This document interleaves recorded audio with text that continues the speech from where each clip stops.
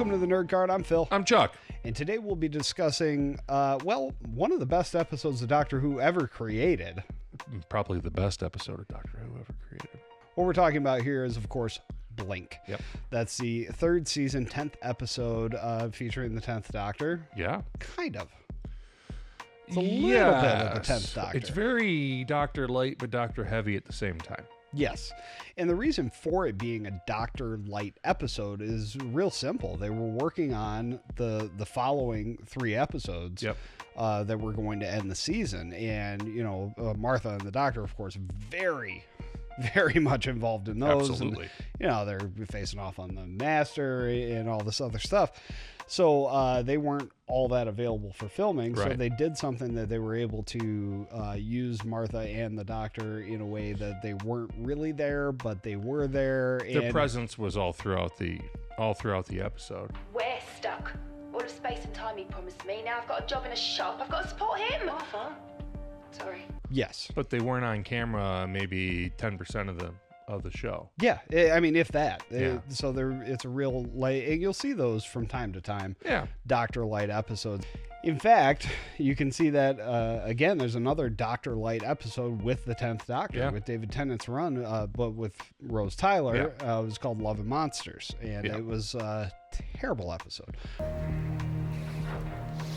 Great big absorbing creature from outer space, and you're having a go at me. But There are some. There's some good ones. There's some bad ones. Blink is definitely top tier. I mean, yeah, if you look even on IMDb, it's a 9.8 out of 10. Yeah, it's like 70,000 votes. It's, and most people, I know that when they're trying to get somebody into Doctor Who, this is the episode they start them with. Yeah. And not because they want to skip 9. Skip 9 with his banana up here. I like bananas. Bananas are good. You never know when you need a banana. Always have a banana. Always take a banana to a party, Rose. Bananas are good. Not because they want to skip 9 necessarily, but because they want to give them an episode that doesn't require much context. It's just bringing them into Doctor Who. Well, exactly. It is a nice all-in-one episode. Yeah. That you can be introduced to Doctor Who in, but still it feels very Doctor Who, but it doesn't go off on other tangents that other episodes do that you're like, what are you talking about? This is you. Sure. Right? You can watch this, not know a thing about Doctor Who. And still enjoy the episode, Yes. get the whole thing from beginning to end. Right. And part of that is, and you were the one who introduced me to Doctor Who, and part of that is I'll take because responsibility. Take the credit. Well, it's true. It happened. Because, it's a Stephen Moffat episode. Yes, and Stephen Moffat, controversial within the Whovian community. He's my favorite writer for Doctor Who. He's the best. He's so good at it. Whenever you see that main title come up, written by Stephen Moffat, you know it's going to be a good episode. Yeah, and this was agree. no exception. Oh, 100%. Some episodes that he's written over the years through Tennant's run was, of course, Blink, but also Silence at the Library, which introduced River Song. Spoilers.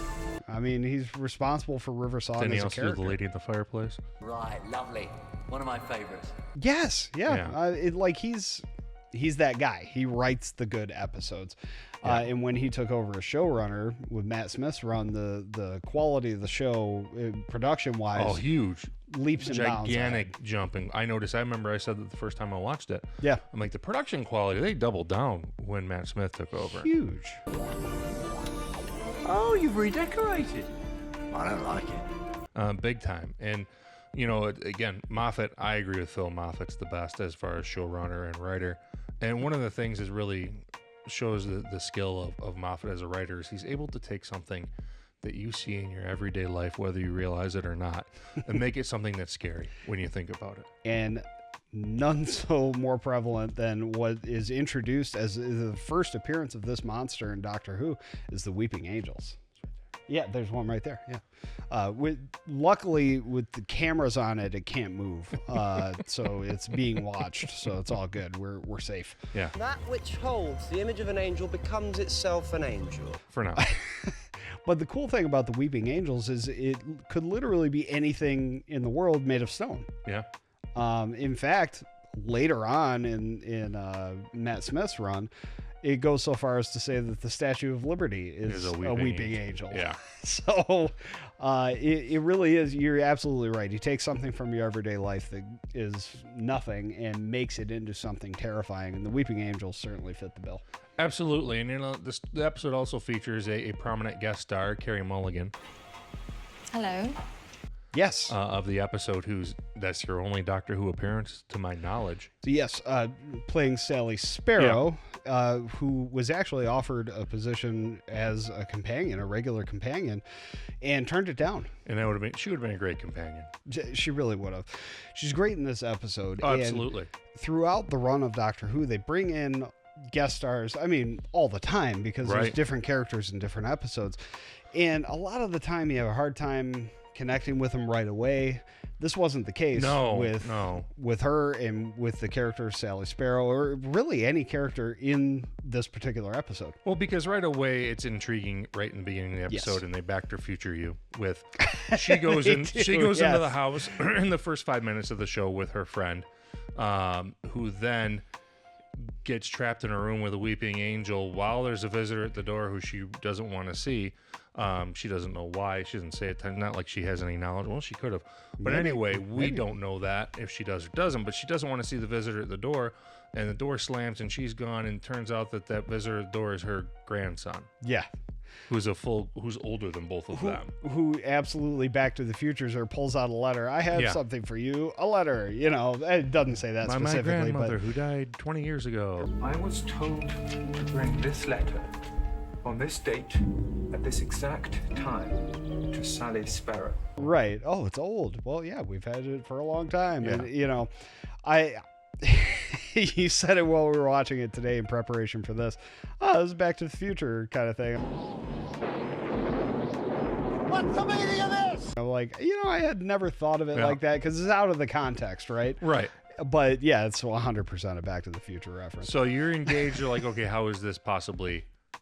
And you see they're intercutting the scenes of her being sent back to 1920 into home, I believe is what they're saying instead of Hull. Hull. You're in Hull. I'm not in Hull. Stop saying Hull. It's hard to, English and American English. Way different. Yeah. So she gets sent back in time. She's no longer in London, and yet Sally Sparrow is now interacting with her grandson. Yeah. In 2007. So it's a really cool mystery, and that's something Doctor Who does really well, especially when Stephen Moffat's at the helm. Yeah. Is create a mystery that you don't really understand until later on in the episode. And it goes through all the steps, Sally obtaining the DVDs, the list of DVDs, and going through the Easter eggs, and, it all unravels a little bit at a time. They're all the DVDs that she owns. Exactly. And only 17 DVDs? You've only got 17 DVDs. The doctor would have been stupid busy if it was me. He'd have to do that 1,000 times.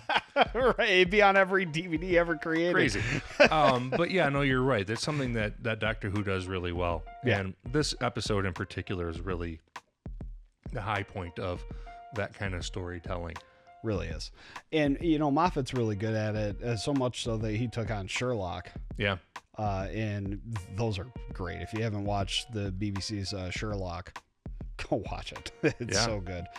Because Stephen Moffat and Mark Gatiss are both at the helm of that.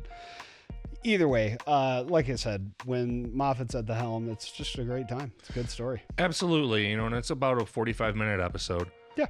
And as you go through it, you get to see these, of how the doctor, he says the first time, I believe the first time he says the time is this wibbly-wobbly, timey-wimey. Wibbly-wobbly, timey-wimey stuff. It is the first time he says it. Which then Matt Smith says later in the show's run as well. It's